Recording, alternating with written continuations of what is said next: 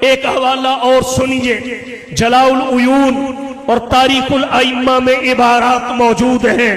حضرت علی رضی اللہ تعالی عنہ نے اپنے بیٹوں کے نام خلفائے ثلاثہ کے ناموں پہ رکھے۔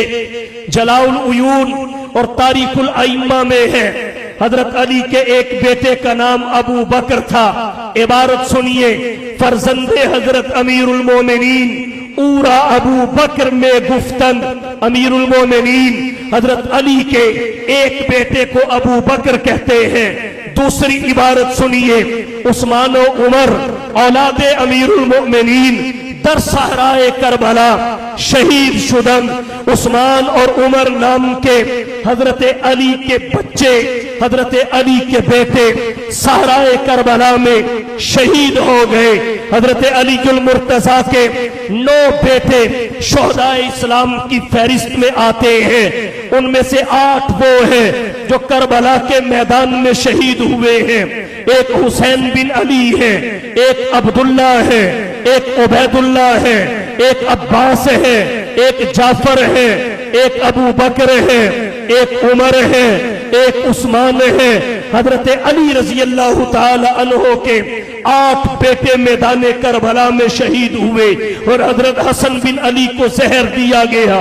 انہیں شمار کرے تو 9 بیٹے حضرت علی کے شہید ہیں۔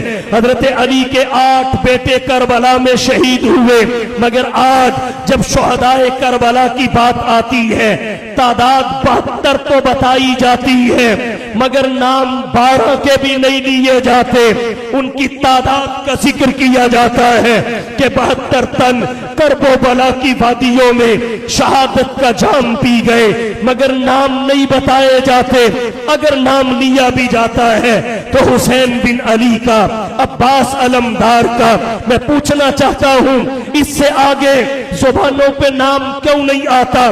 اس لیے کہ آگے شہدائے کربلا میں علی کا بیٹا ابو بکر ہے، عمر کا علی کا بیٹا عمر ہے، اس علی کا بیٹا عثمان ہے، اور انہی ناموں کے حضرت حسین بن علی کے بھتیجے بھی ہیں۔ تو نام نہیں لیے جاتے تاکہ دنیا کو صحابہ کرام کی، علی سے، علی کی صحابہ سے، خلفائے ثلاثہ کی، علی سے، علی کی خلفائے ثلاثہ سے محبت سمجھ میں نہ آ جائے۔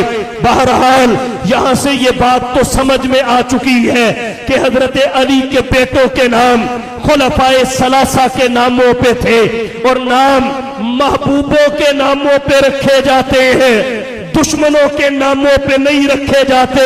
ہم میں سے کسی کے بیٹے کا نام یزید نہیں ہے، ہم میں سے کسی کے بیٹے کا نام شمر نہیں ہے، ہم میں سے کسی کے بیٹے کا نام حجاج نہیں ہے۔ ہمارے بیٹوں کے نام محبوبوں کے ناموں پہ ہیں۔